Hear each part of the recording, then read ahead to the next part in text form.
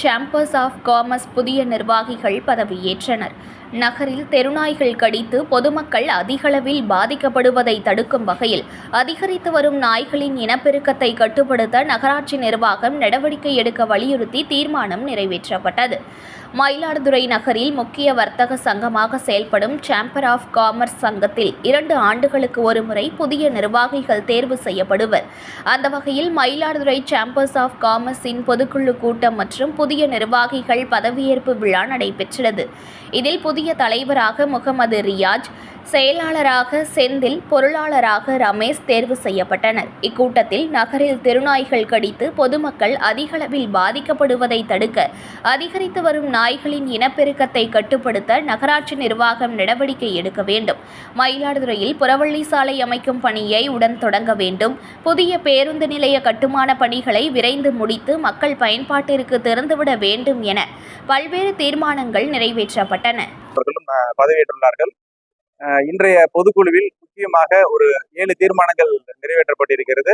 பொதுக்குழுவில் ஒரு 450-500க்கும் மேற்பட்ட வணிகர்கள், மயிலாடுதுறை வணிகர்கள் கலந்து கொண்டார்கள். அவர்கள் அத்தனை பேரின் முன்னிலையில் ஒரு 7 தீர்மானங்கள் நிறைவேற்றப்பட்டது. அதில் முக்கியமானதாக மயிலாடுதுறை போக்குவரத்து ஒன்பே முதலான இடங்கள் அவசியமாக சீர் செய்ய வேண்டியிருக்கிறது. சாலை வசதி மற்றும் நேற்று கூட மயிலாடுதுறை பேருந்து நிலையத்தில் நாய்கள் ஒரு 15-20 பேரை ஒரே நாய் கடித்து துன்புறுத்தி இருக்கிறது. அதற்கு தக்க நடவடிக்கை எடுக்க வேண்டும் என்பதையும் அவர் கோரிக்கையாக வைத்துள்ளோம். மற்றும் போதைப் பொருள்கள் தடை அவசியம் அதை செய்ய வேண்டும், அதற்கான வலியுறுத்தலை சேம்பர் மூலமாக வலியுறுத்த வேண்டும் என்பதையும் ஒரு முக்கியமான ஒரு கோரிக்கையாக வைத்துள்ளோம்.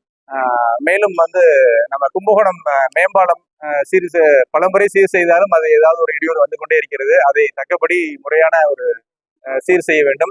மாப்படுகை மேம்பாலம் துரிதப்படுத்த வேண்டும். அது ஆல்ரெடி ஓகே ஆனாலும் அது துரிதமான நடவடிக்கை எடுக்காம அப்படியே இருக்கு.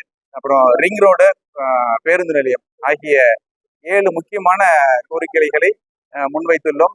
பாதாள சாக்கடை பல இடங்களில் நீர் வெளியே மக்களுக்கு பெரிய சிரமமாக இருக்கிறது. அந்த இடையூறை போக்குவரத்துவதற்கும் வலியுறுத்த வேண்டும் என்று 7 கோரிக்கைகளையும் இன்று 500க்கும் மேற்பட்ட வணிகர்கள் முன்னிலையில் மஞ்சப்பை நிகழ்ச்சி நேற்றுக்கு நம்ம கலெக்டர் முன்னிலையில ஒரு ஊர்வலமா பேரணி போய் வணிகர்களுக்கு எல்லாம் தெரியப்படுத்தணும்.